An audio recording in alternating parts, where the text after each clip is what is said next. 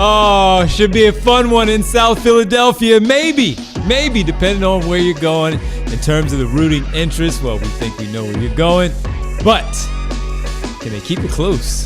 That's the first question I have. Welcome to the PHLY Sixers pregame show live from the Xfinity studio. 7:30 late night game in Philadelphia, late night home game, I shall say. These 8 p.m. games, man. Yeah, it's not great, and we have a 7:30 tomorrow, and Hey everybody, welcome to the pregame show here live from the Xfinity studio along with Kyle. I'm Devon Bree, the president of basketball operations.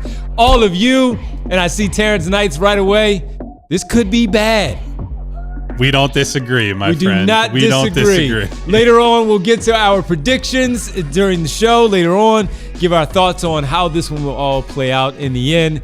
Our throwback night with NBC. Kyle was off yesterday, so we got to get Kyle's thoughts on throwback night. Collins, Bob Costas, etc. Everybody's back. No Peter Vesey. He's not happy about it. We'll talk about all of that. No comment on that one. Kelly Oubre out tonight. We'll also talk a little bit about the rookies. Harper and Edgecombe, how they're playing out their first season, 50-plus games, their first matchup. Sixers face the Spurs a little bit later in the season. This is their first one where they get to face off tonight. And we have to start off, no Joel Embiid, as we know. We'll get to the starters here shortly. But it's Maxey, Wemby. That's the billing. That's where it's going to be. There was a fun video, Kyle, from 2002 that the NBA put out there, reproduced out there, of Maxey and Wemby working out in the offseason, rookie year for Wembanyama. And to see he and Tyrese Maxey one-on-one, Maxey saying that it was very weird to have a player who only wanted to play defense in ones. And that was Wembanyama going against Tyrese Maxey. So they do have a little bit of an off-the-floor history because of their working out together in the past. But this one, it starts with those two. And I hope to God there are no one-on-one matchups between Maxey and Wemby in this game. He might get them at one point, and can the question is, can he score on them in a situation where it doesn't have to be a 35-foot heave and get the shot off before Wembanyama closes out on him. But it's not the Embiid matchup that you wanted to see against Wembanyama, but Tyrese Maxey certainly going against, not in a one-on-one situation, but as far as the billing goes, this is billed as a pretty good one. Yeah, and look, we talked a lot about the Spurs in the preseason as this could be a surprise team. I know you and Derek were both heavily in on them. And it was one of those where so many people were convinced the Spurs would be good this year, as early as it is, as young as he is, where you're like, are we getting ahead of ourselves? There have been a lot of instances of getting on a team too early, and you got to give them time. They got to take their lumps. No, they came out, and they've been one of the best teams in basketball. They're really the only team that has consistently given OKC trouble. And a lot of that starts, as you brought up, Devon, with Wembanyama on the defensive end, where he can do just about anything. He erases plays where it looks like he's got no chance to be in the play in the first place. It's crazy to say because he's averaging almost 3 blocks a game. Unbelievable. This is actually the worst shot blocking season he's had in terms of the just raw per game averages. He's playing a little bit fewer minutes than last year. Last year he was around 33-ish. I think this year he's around 29. So they're getting more impactful play out of him. Some of that is the effect of, Castle has leveled up in year 2. You get De'Aaron Fox for the full year rather than at the deadline. And I think he was, on and off hurt last year as well. Yep. So you have Fox, and Fox can lead lineups, and so you feel comfortable, like, okay, we give him the ball. You got Luke Cornett as a good depth big option behind Wemby. He's someone that they've played dual big lineups as well. Harper comes in as the number 2 overall pick, as if you needed more talent on the team. You had, one of the guys that I think we liked as much as anybody in this class, not named Cooper Flag. And they have just been an outstanding basketball team all year. I think they really put people on notice recently with that Detroit win. We knew that they matched up well and have taken it to OKC a few times. I think seeing it against other high-level teams, particularly in national games, has everybody like, maybe they're ready right now, right? Because they do have a mix of veteran guys who have been in the league for a few years and have figured out who they are. Even like Keldon Johnson, I think, is someone we've talked about on this show. And we talked about him a lot. As like a buy low. We knew there were times when he's been available on the trade market. Even he's figured out his role and his niche for this team. And so credit to all those guys over there. They've just been a well-oiled machine on a lot of levels this year. But again, Wemby's the guy who makes it all go. He is a nightmare to deal with as a defender. And then the other end, while he's not close to where I think his ceiling could be, right. The fact that he can spend portions of the game dragging you out to the three-point line and you feel pretty good as the Spurs if he's getting open threes. But also you have the option where it's just like, I'm going to throw it to a place where nobody else can get it, and he might just go dunk it or catch it and then quick dunk it afterwards. So I think whoever is at this game, and a lot of our regular viewers and listeners are there, Derek is getting a front row seat to this side. I'm sure they're very excited. Even if it means the Sixers lose, it's still a unique opportunity to see this guy and this team right now. The one thing I love about Philadelphia basketball fans in particular, when there's greatness in the building, although it's still very early, when there's greatness in the building, you can feel that energy from the crowd, even if it's the opposition. The many times that I've seen, and we've both seen, Steph Curry in the building, yep. And just the traveling party that was of them being basically the Beatles when they were in their real prime, with those three guys, Kevin Durant as the fourth guy, also leading them when they were winning championships. When LeBron James comes to town, you just saw it with the Lakers.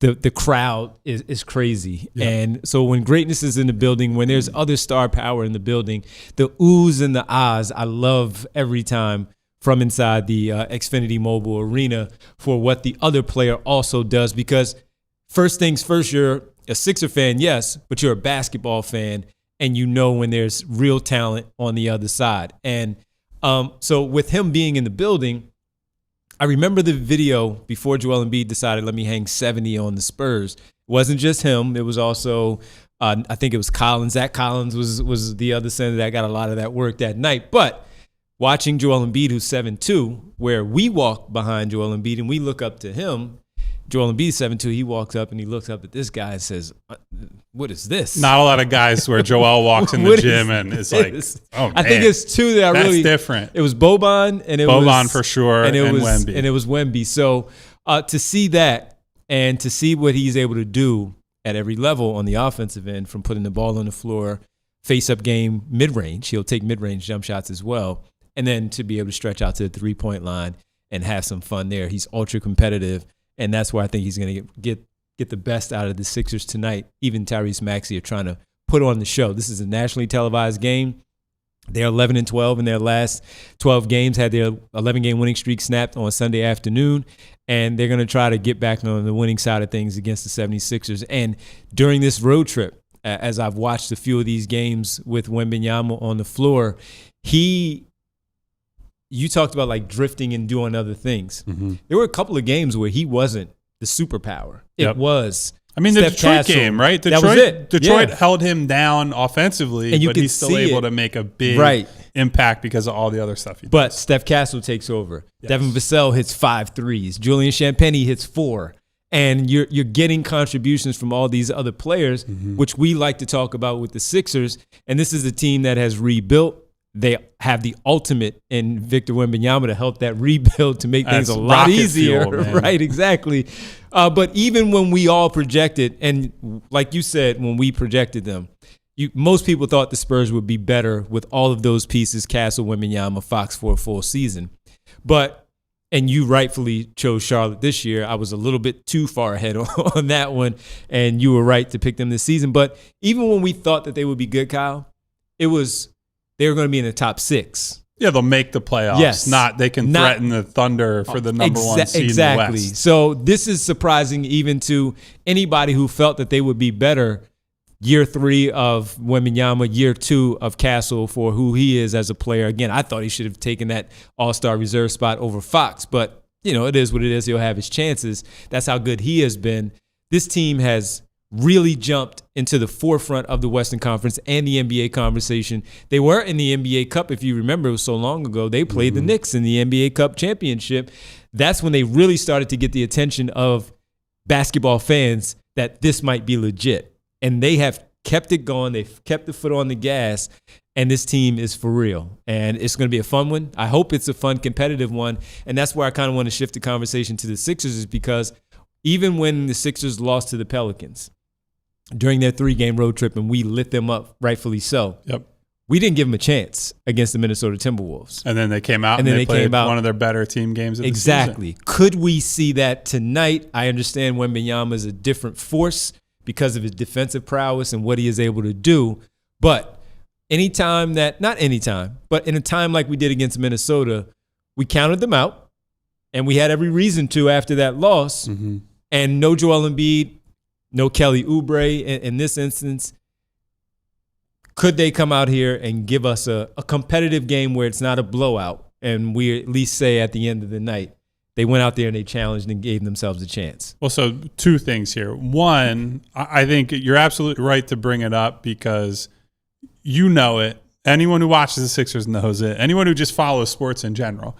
When you have a big game on the calendar compared to the New Orleans Pelicans, you're going to get a different level of motivation from the Maxies, the VJs. Anybody who's available to play is more liable to sit up and be like, okay, this is one that matters, right? And it's unfortunate that every guy is not at the same level of compete every single game and the same level. We got to get this one desperately. Whoever you have to prove it to, doesn't matter.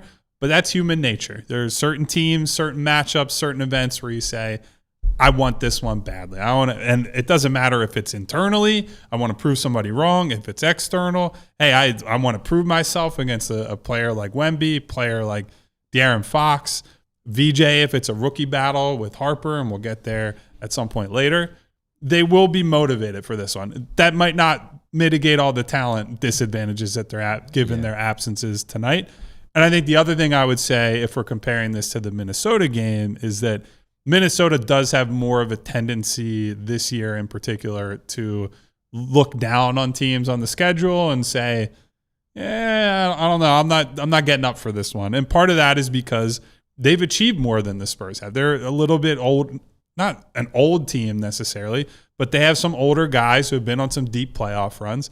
The Spurs really have not done anything collectively as a playoff team. So this is one of the more fun seasons if you're, Spurs fan, Spurs reporter, whatever. It's the initial ascent. We went through it with the Sixers in 2017-18, where they win 50 games for the first time. They're bringing it on a night-to-night basis in a way that we've seen them maybe not do in the years after that. Like the Spurs' 11-game winning streak, the Sixers had their 17-game winning streak. So I think those are competing factors. I think the Spurs have more talent available. The Spurs are certainly the better team based on that and the record and everything else.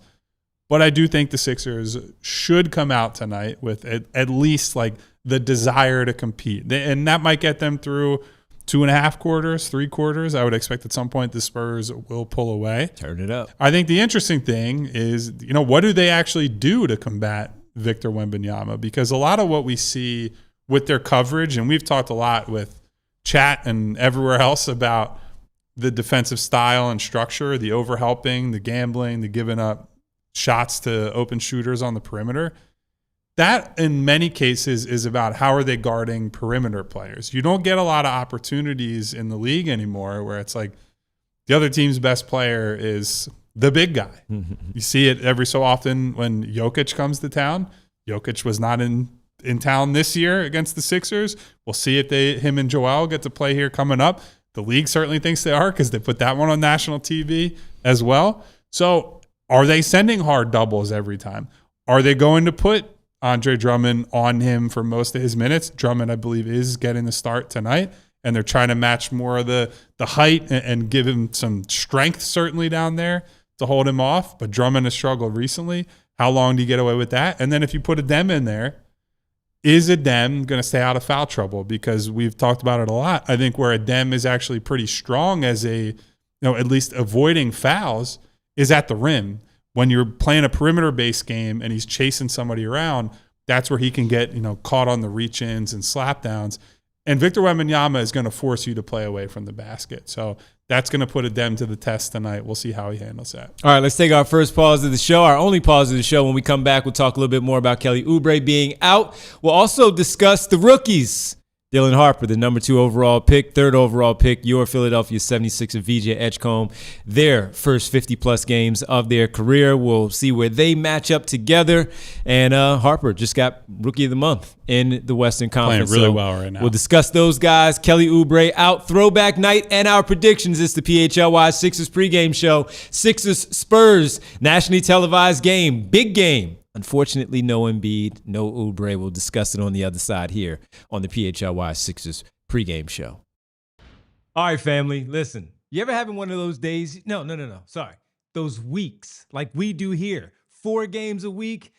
Food is a priority. It's our fuel, and we forget to pack certain things. That's where the great people at Wawa comes into play. Wawa now has $5 deals all day, and honestly, it just makes life easier.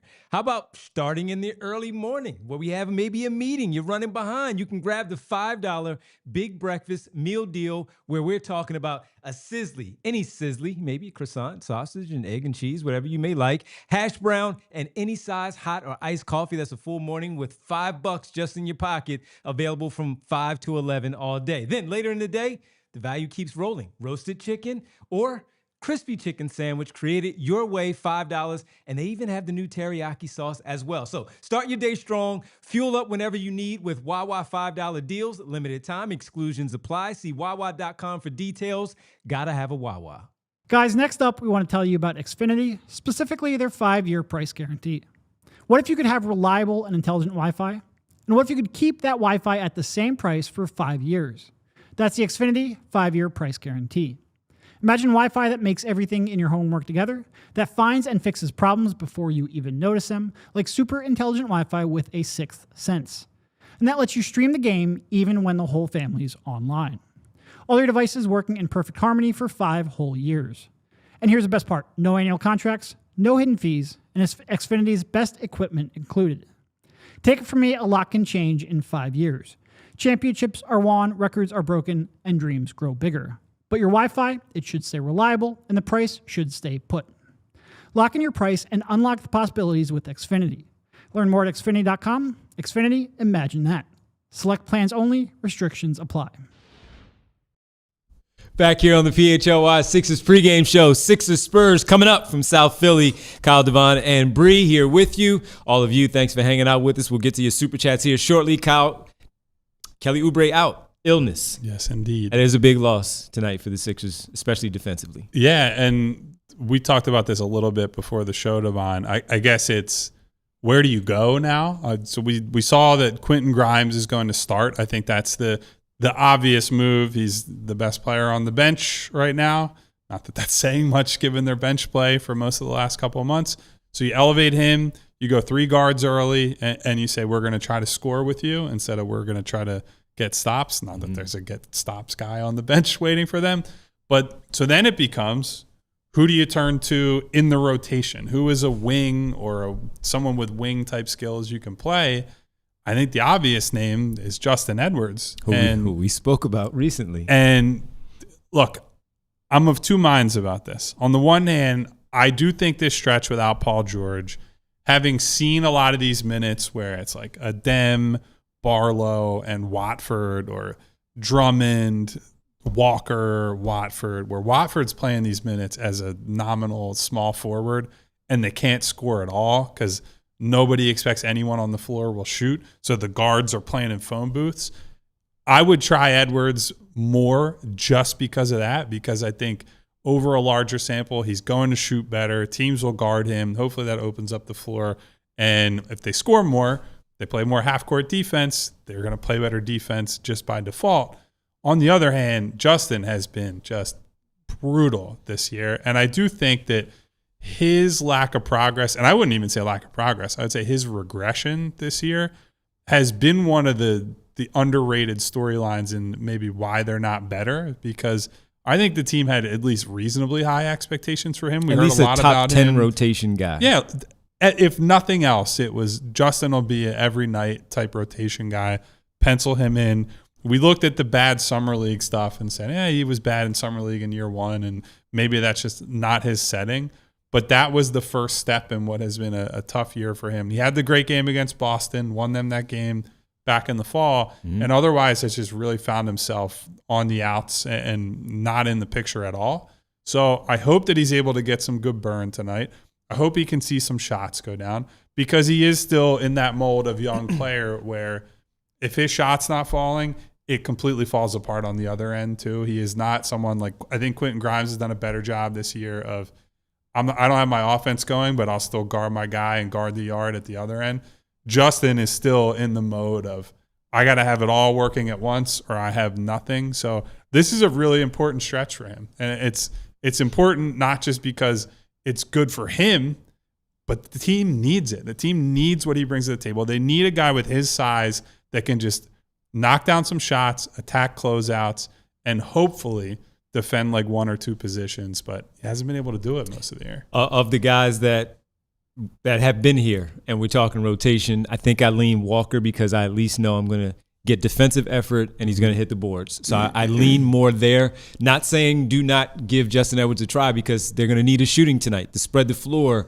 Once the ball is out of Edgecombe and Maxey's hands and Grimes, you need somebody that can knock down shots outside of those three. So naturally you go there, but I do lean Walker I trust him out there on the floor. He can get himself in foul trouble and he's going to miss some of those open shots, but I do trust him to give effort on the defensive end. So let's go to a super chat from Davon that states the two-way part of it, where he says, give the two-way guys some run instead of a 25-minute plus of Justin. So I go to you for the availability of the two-way guys to see if we want to lean into one of those players. So I will say to Davon, both Dalen Terry and Tyrese Martin are available tonight. I wouldn't be opposed to seeing one or both of them. I think we've talked about, considering that he was a rotation player for the Nets who then was available for a two-way. Go Martin. I feel like we have expressed a lot of opinions about Tyrese Martin, which is not common. But, yeah, he's a player that has shown he can do a little bit of everything, is not specifically great at any one thing, and so he's trying to find his niche. I do think he's probably in a tough spot here because his role will likely be boiled down to, are you making shots or are you missing shots? And that falls on the coach, right? We've talked a lot lately about what Jared McCain's doing in OKC and what he wasn't doing here, and being more intentional with some of these bench young guys.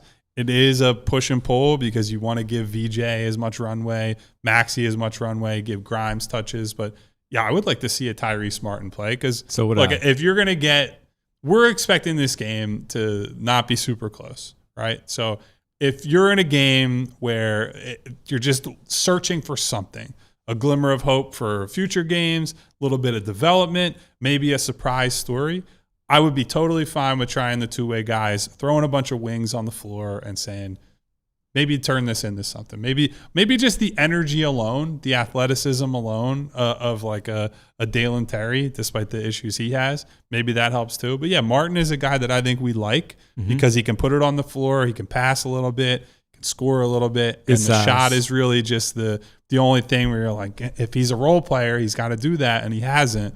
But he brings a lot of stuff to the table. And while he's not a great defender, I trust him to close out on, or at least know where Champagny and Vassell are. I think he knows where to be, and he'll make the rotations, and he'll do all that stuff. Because you have to account for those two. Those two guys can shoot the basketball. They get up a decent amount of threes, Champagny and Vassell in the starting lineup. But I'd imagine that if Martin does play, or Terry or Edwards, they'll be out there with those guys matched up at some point. You need to be able to trust that they can get to their man, especially when we talk about the switching and the assignments of, hey, guys are getting lost too many open threes. I would like to see Martin out there. Davon also says, I don't know what y'all are talking about. Maxey's numbers versus Wemby have been in his favor without Embiid, but Spurs are better this year. I'm sure it will be different. Yeah, I think it's hard to judge what Maxey did against bad Spurs teams.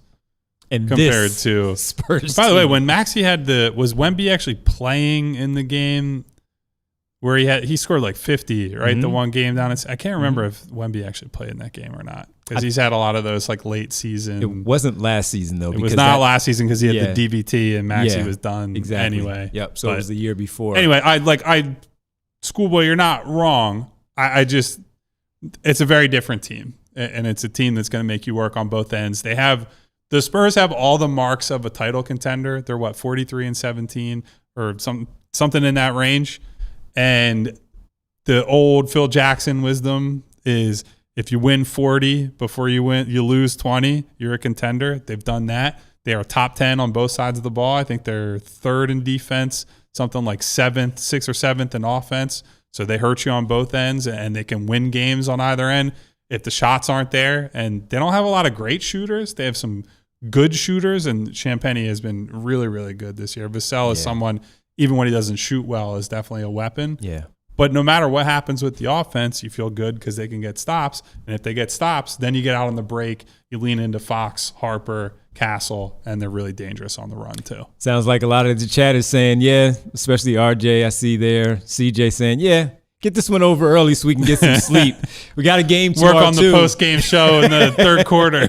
Don't forget, back-to-back. Spurs tonight, Jazz tomorrow, 7:30 start time in South Philly. So pregame for us at 7 o'clock. So when we talk about some of these players getting some run, especially the two-way guys, that would be helpful for the second night of a back-to-back against the Utah Jazz. All right, let's get to the young guns here that we talk about. VJ Edgecombe, Dylan Harper, first time that they're playing against one another in the regular season. Yep. And you see their numbers for the season right now. VJ has the edge in pretty much every category except for field goal percentage. They're neck and neck with assists, but three-point shooting is way different. But points, different roles. Edgecombe averages about 35 minutes. Dylan Harper comes off the bench, averages 22. But they're living up to what we expected from the second and third overall picks of the NBA draft. No, Harper has had some real moments in big games this year. And look, I think I said to you before, I think he has played more like his college scouting report, where you see the inside the arc stuff is incredible. Guys can't move him off his spot. He's a creative playmaker. The shot is the shot, though. Like, that's been his big point that he has to prove. It still looks good. It looks fine, but he is not making shots Right, on the perimeter. And when you trade for De'Aaron Fox, and Castle has been awesome, right? So when those two guys are there, it's been hard for him he hasn't started a single game. So he's in more of that kill teams off the bench role. It does give him opportunities to play with Wemby in like lineups without Fox, which those are really fun. Yeah. But he's been very good in the times I've watched him, but he also is just not as central to what they're doing. And it's part of what makes you appreciate exactly what VJ Edgecombe is doing, which is producing in a starter role and closing games and serving as, night like tonight especially, he's one of the two most important players on the team. Even when they're all healthy, he's still one of the 3 or 4 most important players on the team. So it just shows you how situation can change what we expect from those guys. Harper for the last month has been awesome. I think in February he shot something like 55% from the field. Rookie of the month, making a killing. Yeah, it was the Western Conference Rookie of the Month with Flag banged up, and so it just went out there and took it. So he's given them a really nice dynamic off the bench. He's not doing what VJ's doing, but every time I've watched the Spurs, and that's been quite a bit this year, I've been pretty impressed with him. Yeah, they're going to get matched up tonight, everybody. So that's going to be a fun one when it's hey, clear out. We know it's basketball. It's also entertainment. Let me go at my guy here, and let's see what we can do one-on-one in those matchups. Theo says, y'all just talked up a Harper career night. LOL. He's going to go 8 for 12 from 3. And we'll see. I wouldn't expect that. If he gets up 8 threes, would be a shock. He just doesn't take a lot of them on top of that. Well, look, it's going to be a fun night. Those rookies are going to match up. Before we go, predictions. Spurs win. Hope it's entertaining. And but I want to get your thoughts on the throwback night. I know I'm excited to see what it sounds like, what it looks like. Doug Collins, Mike Fratello, Bob Costas, Hannah Storm, all back. Part of the reason I was excited for NBC to get coverage back is because of pure nostalgia purposes. I loved growing up and listening to the the pregame music and all the, the montages, the Bob Costas narration, in for a treat tonight. So I'm very excited for that. Yep. And apparently they said, I've read that Bob Costas said that they are in talks to maybe do a little bit more of this. Ooh. Great that it starts off here. Doug Collins back in Philadelphia. And no matter what you think about as a coach, he is fantastic. He's a very good air. analyst, yeah. All right, that'll do it for us. 10 minutes after the game goes final, we'll be right back here to break it all down with you on this late Philadelphia start time, 8 o'clock start time in South Philadelphia. Bree had a poll up there, Bree. What were the final poll results? Can the Sixers steal the win? No chance. That's what, 82%. That's what people say. I was going to say, Bree doesn't even give us the number. She just said no chance. 82%. We'll be back after the game. We hope that we see you. We know it's a late night, but we'd love if you join us after the game to break it all down. Sixers, Spurs, Maxey, and Wemby. Harper, Edgecombe, should be a fun one. We'll talk to you after the game right here on the PHLY Sixers Postgame Show. We all silly like the mayor.